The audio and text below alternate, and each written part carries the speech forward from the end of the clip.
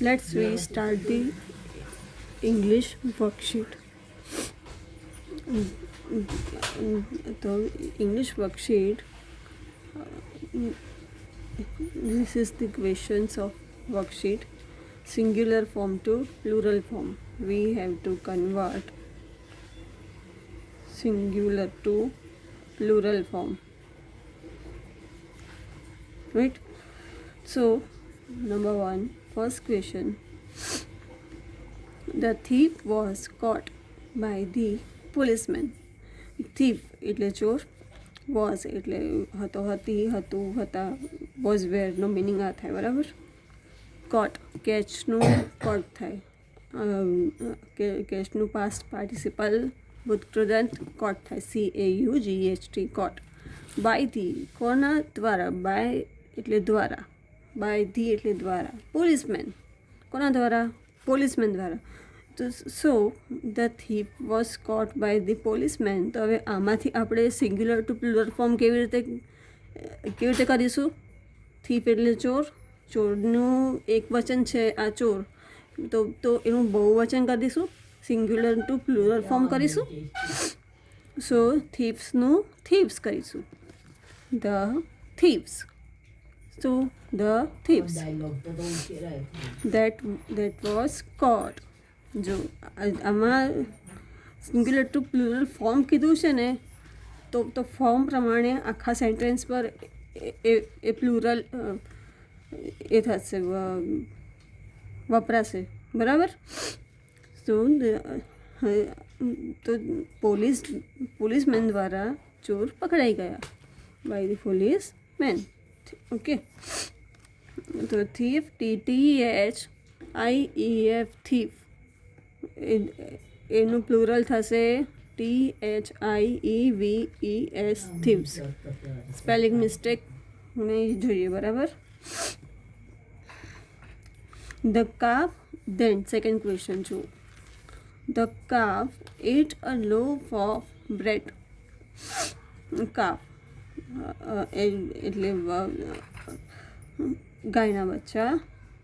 ઈટનું બહુવચન એટ થાય, ઈટનું પ્લુરલ એટ થાય, ATE એટ. લોફ ઓફ એટલે ગ્રુપ, પંચ ઓફ શું છે, બ્રેડ. શેનો? બ્રેડનું.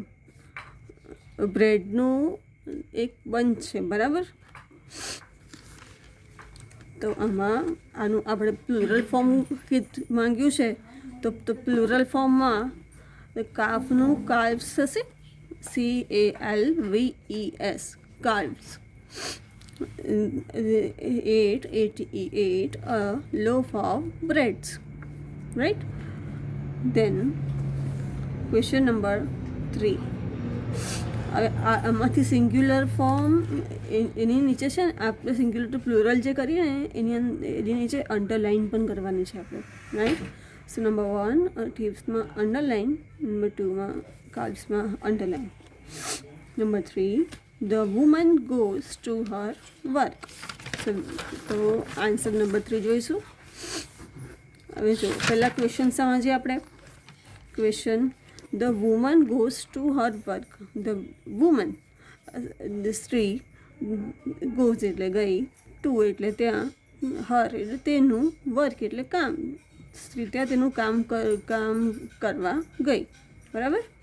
તો એનો આન્સર આપણે લખીશું. આન્સર નંબર 3 વુમન, WOMAN છે. જુઓ કયું આ WOMAN છે, તો એનું બહુવચન, સિંગ્યુલરનું પ્લુરલ ઈ થશે, WOMEN, woman. So that goes to her work. તો આ વુમનની નીચે અંડરલાઇન, બરાબર. Then question number 4. An elephant has a short tail. An elephant એટલે હાથી, હેઝ એટલે છે, હેઝ એન્ડ હેવ એમાં છે એવો શબ્દ વપરાય, બરાબર. શોર્ટ એટલે ટૂંકી, ટેલ પૂંછડી છે, ટેલ એટલે પૂંછડી છે, બરાબર. સો આ ક્વેશ્ચન છે કે હાથીની શોર્ટ પૂંછડી છે, ટૂંકી પૂંછડી છે. તો જોઈશું આપણે answer number 4. An elephant has short tails. બરાબર. Elephants have short tails. બહુવચન કર્યું. એલિફન્ટનું elephants has a short tail. ટેલનું ટેલ્સ થયું, રાઈટ. હાથીઓ તો પૂંછડીઓ, હાથી તો પૂંછડી. બરાબર. Then question number 5. This sheep is in the field. This sheep, this એટલે આ sheep એટલે ઘેટા, is એટલે છે, in એટલે અંદર, in the field ટોળામાં છે. ફિલ્ડ એટલે ટોળું. ઘેટાઓનું ટોળું ફિલ્ડ છે. બરાબર. તો ધીસનું બહુવચન પ્લુરલ શું થશે? ધેટ. ધીસનું ધેટ થાય, ધીસ એનું ધેટ થાય. શીપનું શીપ્સ કર્યું આપણે. બરાબર. બહુવચન થાય ને, સિંગ્યુલર ટુ પ્લુરલ, શીપ તો શીપ્સ. એવી રીતે ઇઝ ઇન ધી ફિલ્ડ. તો હવે આમાં ધીસનું બહુવચન ધેટ કર્યું તો ઇઝનું પણ બહુવચન આર થઈ જશે. આ ધીસનું આપણે ધેટ કર્યું તો ઇઝનું પણ બહુવચન આર થઈ જશે. અને તો this sheeps are in the field.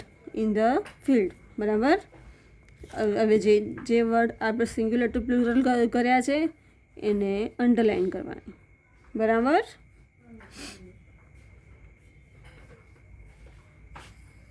समझे बामनला पाहिलं नामनला सकाळी तरी वाटाणे बघा सकाळी जाऊन पाहून येतो सकाळी जाऊन बघून येतो.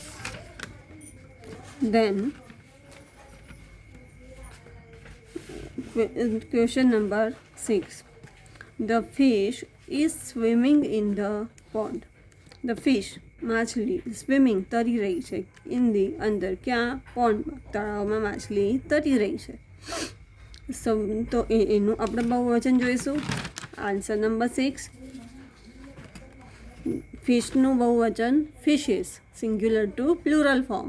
ફિશ તો ફિશિસ દેટ આર સ્વિમિંગ, તરી રહી છે ઇન ધી પોન્ડ. બરાબર. ખબર પડી. Next will be question number 7. The baby is crying. બાળક રડે છે. The baby, તો બેબીનું બહુવચન બેબીસ થશે. BABIES, singular to plural form.